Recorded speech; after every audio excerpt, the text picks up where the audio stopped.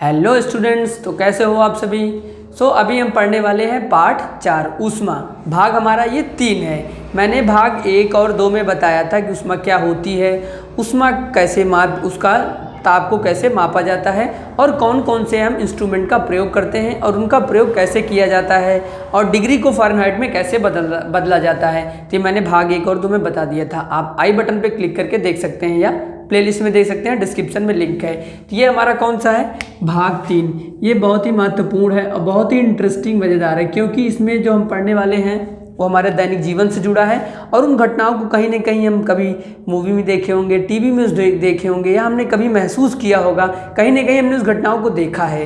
तो पहला हमारा टॉपिक है समुद्र समीर और स्थल समीर। टॉपिक है हमारा समुद्र समीर। कौन सा टॉपिक है हमारा, समुद्र समीर। समुद्र समीर या समीर वही बात होती है, समुद्र समीर। और हमारा ये इसी से संबंधित क्या है, स्थल समीर।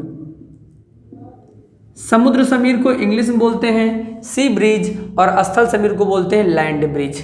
अब देखिए, पहला मैं बताता हूँ आपको समुद्र समीर के बारे में। समुद्र समीर में क्या होता है, नाम से ये स्पष्ट होता है, समुद्र हम अर्थ समझते हैं। समीर मतलब क्या होती है, समीर मतलब होती है हवा, और समुद्र मतलब हमें पता ही है जिसमें खूब सारा क्या होता है, समुद्र हमें पता ही है कहाँ है, हमारे महाराष्ट्र मुंबई में समुद्र है, पानी होता है। तो इसके अर्थ समझते हैं, समीर मतलब हवा। अब समझिए इसको, समुद्र समीर को। समुद्र समीर का मतलब ये होता है कि एक जो हमारा क्या होता है, इसको हम ऐसे समझते हैं, पानी और स्थल। पानी जब धूप होती है, ये हमारा क्या है, सन। हमारा क्या है, समझ लीजिए ये सन है, सूरज। सूरज क्या है हमारा, मतलब उदय हुआ है, सूरज निकला हुआ है। अब ये क्या है, ये समझ लीजिए घर है, ठीक है। और ये हमारा क्या है, समुद्र है। समुद्र में क्या है, पूरा चारों तरफ पानी भरा हुआ है। और ये घर कहाँ पे होता है, मिट्टी में होता है, स्थल में। अब यहाँ ध्यान से देखिएगा, ये घर कहाँ पे होता है, स्थल। स्थल मतलब जमीन पे होता है। और ये क्या है, समुद्र। अब जब ये सूर्य की किरणें पड़ती हैं तो ये जो पानी है और ये स्थल, ये दोनों गर्म होते हैं। बट पानी क्या है, ज़मीन की अपेक्षा, ज़मीन के तुलना में ये पानी जल्दी गर्म हो जाता है हमारा। इसे आप समुद्र मान के रखिएगा। मैंने ऐसे एक रफली डायग्राम बना दिया, आप इसे और बड़ा सा डायग्राम बना सकते हैं समुद्र का, कि हमारा क्या है, समुद्र है। ये पूरा समुद्र का एरिया है। और ये स्थल का एरिया, स्थल का एरिया में क्या है, ये आपका हो गया घर। अब क्या है, ये जो पानी होता है ये ज़मीन, स्थल मतलब होता है ज़मीन। पानी जो है वो ज़मीन की अपेक्षा जल्दी गर्म होता है। अब क्या है कि जब पानी दोनों जगह पे क्या होती है, समीर मतलब हवा है, ध्यान रखिएगा, इसके ऊपर की भी हवा होती है, यहाँ पे भी। अब ये क्या है, पानी जल्दी गर्म हो गया तो यहाँ से जो हवा उठेगी, कौन सी हवा, गर्म हवा। और यहाँ से जो हवा उठेगी, कौन सी हवा होगी, हल्की हवा। तो गर्म हवा, यहाँ से कौन सी हवा उठेगी, क्योंकि ये पानी जल्दी गर्म होता है। मतलब पानी और ज़मीन को देखें तो एक दिन का आप इसे समझ लीजिए, एक दिन में करना हम इस प्रैक्टिकल को। तो क्या हुआ, पानी जल्दी गर्म हो गया और दोपहर तक हम देखते हैं, सुबह दोपहर तक हमने देखा पानी जल्दी गर्म हो गया। अभी ये स्थल क्या है, गर्म उतना नहीं हुआ है पानी की अपेक्षा में। तो यहाँ की हवाएं जो है ठंडी है और यहाँ की हवा क्या है, गर्म होती है। तो यहाँ की गर्म हवा जो होती है, हल्की होती है, वो ऊपर उठ के चली जाती है। और यहाँ की जो ठंडी हवा है वो क्या होती है, समुद्र की तरफ आती है। और इसी चक्र को पूरा करने के लिए ये समुद्र की जो कुछ गर्म हवा होती हैं, जो पानी से गर्म हवा उठती हैं, वो कहाँ आती हैं, स्थल की तरफ। इसे क्या कहा जाता है, समुद्र समीरें, इंग्लिश में बोलते हैं सी ब्रिज। इसीलिए जो समुद्र के किनारे घर होते हैं, उनकी जो खिड़कियाँ बनाई जाती हैं वो समुद्र की तरफ बनाई जाती हैं। यही कारण होता है कि उन्हें ठंडी ठंडी हवा मिले, यही मेन रीज़न होता है। तो आपको समझ में आ गया होगा कि क्या समीरें कौन सी, ठंडी हवा कहाँ से जा रही है, स्थल से। और गर्म हवा किधर से आ रही है, समुद्र की तरफ से आ रही है। और गर्म हवा हल्की होती है, ऊपर उठ जाती है। चक्र को कंप्लीट करने के लिए गर्म हवा इधर आती हैं और सब इधर, स्थल से ठंडी हवा किधर जाती हैं, इस समुद्र की तरफ जाती हैं। इसे क्या बोला जाता है, हमारा समुद्र समीर। इसी के ठीक विपरीत हमारा है स्थल समीर। स्थल का मतलब होता है, अब समीर मतलब तो हवा हमने जान लिया, स्थल का मतलब होता है, हमने भी पढ़ा था, पृथ्वी या जमीन जिसे समझते हैं। आम भाषा में स्थल को हम जमीन बोलते हैं, जो हमारा खेत होता है उसे जमीन बोला जाता है, या स्थल को हम भूमि बोलते हैं, ये भी बोला जाता है। तो रात के समय ये जो घटना थी, ये किस समय में हो रही थी, दिन में, डे में। बट ये घटना किस समय में होगी, ध्यान रखिएगा, ये दिन में होती है। और ये जो घटना स्थल समीर की है, ये घटना होती है रात में। अब रात के समय में क्या होता है, इसके थोड़ा सा ठीक विपरीत हो जाता है। पानी गर्म तो जल्दी होता है बट ठंडा भी जल्दी हो जाता है। और ये स्थल क्या है, ये देर से गर्म होता है और देर से ठंडा होता है। मान लीजिए, अब इसका उदाहरण समझते हैं। अब क्या वो पानी दिन में गर्म हुआ जल्दी और ठंडा भी हो गया। पृथ्वी क्या है, ये स्थल क्या है, देर से गर्म हुआ और देर में ठंडा हुआ। तो रात में क्या होता है, ये वाली चीज़ है, समुद्र क्या है, ठंडा रहता है रात में। ध्यान रखिएगा, हम किसकी बात कर रहे हैं, स्थल समीर। ये कब होता है, रात में। तो रात में क्या है, जल्दी ठंडा हो रहा है। और पृथ्वी क्या है, ये स्थल हमारा क्या है, टाइम लग रहा है ठंडा होने में। तो यहाँ पे क्या करना है कि आप ध्यान रखिए, जो घटनाएं हो रही थी उसके विपरीत उसका इन्वर्स कर दीजिए, मीन्स उल्टा कर दीजिए। अब इससे क्या है, इससे जो हवा उठेगी, ये ठंडा है तो हल्की हवा उठेगी, और यहाँ से जो हवा उठेगी गर्म हवा। तो यहाँ की जो गर्म हवा ऊपर उठ रही है और यहाँ की जो हल्की हवा उठ के कहाँ पे आ रही है, यहाँ पे आ रही है। हल्की मतलब हल्की हवा मतलब ठंडी हवा, क्योंकि जो ठंडी हवा होती है, ठंडी हवा भारी होती है, सॉरी ध्यान रखिएगा, ठंडी हवा भारी होती है, वो उठ के कहाँ पे आ रही है, यहाँ पे।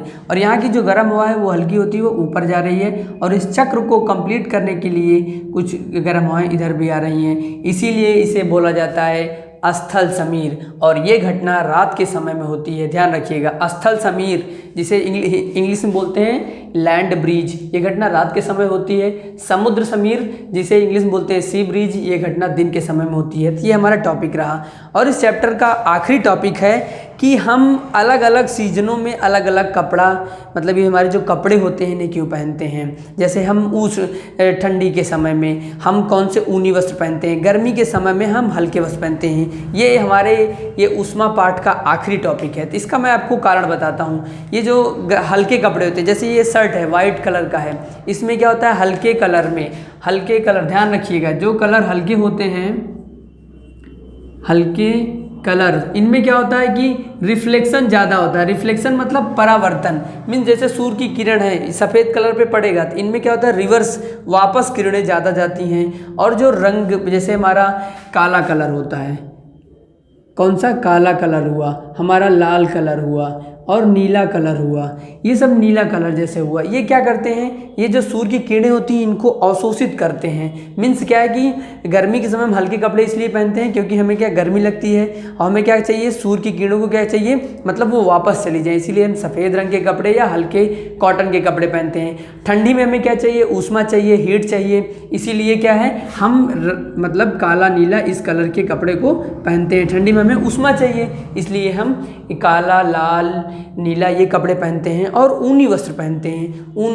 ऊनी वस्त्र में क्या होता है, अब ऊन क्या है, उष्मा का कुचालक होता है। मतलब क्या है कि ऊन जो होता है उनमें क्या होती है, हवाएं जो होती हैं, जैसे हमने स्वेटर पहन लिया तो अब बाहर की जो हवा है वो अंदर नहीं जा पाती। इसका मेन कारण है कि वो जो ऊन होता है वो उसको क्या करता है, अवरोध उत्पन्न करता है। और जो शरीर का हमारे टेम्परेचर होता है कितना होता है, 37 डिग्री। तो ये हमारा जो ऊनी वस्त्र होते हैं ये हमारे जो बॉडी के, हमारे शरीर के तापमान को नियंत्रित रखते हैं, ना बाहर की हवा अंदर जाने देते हैं ना अंदर से बाहर जाने देते हैं। तो हमारे शरीर का टेम्परेचर क्या है, ताप मेंटेन रहता है और हमें ठंड से बचाते हैं। यही कारण है, मेन कारण कि गर्मी के समय में हम हल्के रंग का कपड़ा पहनते हैं और ठंडी के समय में हम काला, नीला, लाल, मतलब वो कपड़े पहनते हैं जो हमें गर्म रखें, मतलब जो ऊष्मा को अवशोषित करें या फिर हमारे बॉडी के टेम्परेचर को मेंटेन रखें। बाहर से जो ठंडी, मतलब ठंडी में क्या होता है, बाहर का एनवायरनमेंट ठंडा होता है तो वो हमारे बॉडी को नुकसान या ना पहुंच पाए अंदर तक। सो यही कारण है कि हम क्या करते हैं, मौसम के हिसाब से अलग अलग मौसम में, ठंडी में अलग तरीके के कपड़े, गर्मी में अलग तरीके के कपड़े पहनते हैं। तो इसका हम एक बार थोड़ा सा इसको दोहरा लेते हैं, रिवाइज कर लेते हैं। हमने सबसे पहले पढ़ा था समुद्र समीर। समुद्र समीर कब होता है, दिन के समय ये घटना होती है। और स्थल समीर इस घटना की होती है रात में। हम इसका ड्राइंग बना के समझ लिए थे। समुद्र समीर जो होता है उसी का उल्टा कर देंगे तो रात में वही घटना होती है जिसे स्थल समीर कहा जाता है। स्थल मतलब जमीन या पृथ्वी। तो उसके बाद हमने ये पढ़ा था। और आखिरी टॉपिक इस पाठ का, उष्मा पाठ का, कौन सा है कि हम अलग अलग मौसम में अलग अलग तरीके के कपड़े क्यों पहनते हैं, या मतलब सर्दियों के मौसम में हम ऊनी वस्त्र क्यों पहनते हैं, ये था।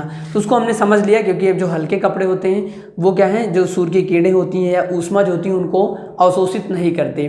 बट जो रंग बिरंगी, मतलब काला, नीला, लाल कपड़े होते हैं ये क्या करते हैं, ऊष्मा को अवशोषित करते हैं, उनसे हीट मिलता है। और जो ऊनी वस्त्र होते हैं वो ऊष्मा के कुचालक होते हैं, मतलब बाहर से जो गर्म मतलब बाहर से जो ठंडी होती है उनको बॉडी के अंदर नहीं जाने देते।